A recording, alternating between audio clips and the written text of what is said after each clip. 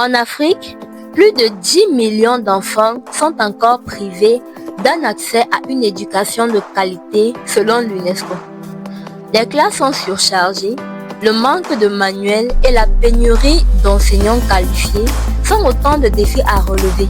Mais il y a une solution, l'intelligence artificielle. Découvrez dans cette vidéo comment l'intelligence artificielle guide les élèves en Afrique. Reste jusqu'à la fin. L'intelligence artificielle ne se limite pas seulement aux robots et aux voitures autonomes que l'on voit partout en Occident. Non. Elle entre aussi dans les salles de classe africaines. Et justement, sur le continent, on a plusieurs initiatives qui permettent de rendre cela possible. L'intelligence artificielle agit donc à plusieurs niveaux. Premièrement, l'apprentissage personnalisé aux élèves. Savais-tu qu'il existe des plateformes comme Mshule au Kenya, qui est l'une des premières plateformes d'apprentissage par intelligence artificielle en Afrique et qui utilise des algorithmes d'intelligence artificielle pour envoyer des leçons personnalisées par SMS aux élèves, que ce soit l'anglais ou les mathématiques. Et cela, même sans Internet. Le public visé sont les élèves des zones rurales qui n'ont pas assez accès à l'Internet. Plus de 60 000 apprenants actifs ont été recensés dans 15 pays africains via la plateforme. Le principe est simple. Chaque élève reçoit des exercices adaptés à son niveau et le système analyse ses progrès pour proposer du contenu sur mesure. D'ailleurs, une amélioration de 30 à 50% des performances selon des études locales ont été rendues publiques. Mis à part Mshule, on a aussi Kidato qui se trouve également au Kenya et qui est une école en ligne utilisant l'intelligence artificielle pour suivre le rythme de chaque élève.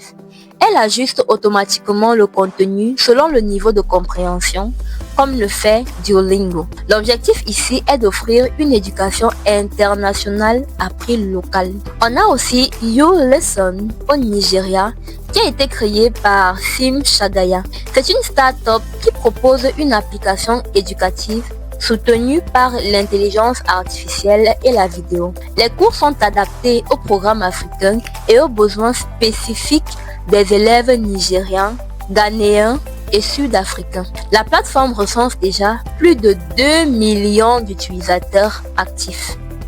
Deuxièmement, l'intelligence artificielle sert dans la formation des enseignants. Au Nigeria et en Afrique du Sud, des outils comme Ubongo Learning mêlent intelligence artificielle et animation éducative. D'ailleurs, des millions d'enfants apprennent grâce à des dessins animés diffusés à la télévision et sur YouTube. On a également pour les deux pays Eneza Education qui utilise l'intelligence artificielle pour aider les enseignants à mieux suivre les progrès de leurs élèves et à adapter leurs méthodes pédagogiques. Troisièmement, l'intelligence artificielle agit dans la traduction et l'inclusion linguistique. L'IA permet de traduire des contenus éducatifs dans les langues locales telles que le Swahili, le Wolof, le Lingala et même le Wondo. Des solutions comme AI4D Africa, soutenues par l'Union africaine et l'UNESCO, développent des modèles linguistiques africains pour que l'apprentissage ne soit plus limité à l'anglais ou au français. Le but ici est de stimuler l'économie du savoir en Afrique en formant une génération qui saura utiliser l'IA, développer des startups locales, ce qui aura un impact géopolitique car elle réduira la dépendance technologique à laquelle le continent est soumis. Et devinez d'où partent toutes ces startups-là? Des hubs technologiques africains. Ce sont des centres d'incubation, des moteurs locaux qui permettent la formation, l'innovation, le financement et la mise en place d'écosystèmes technologiques qui doivent se répandre partout sur le continent. D'ailleurs, à date, on dispose de 618 hubs technologiques actifs sur le continent, comme Medwata Entrepreneurial School of Technology à Accra.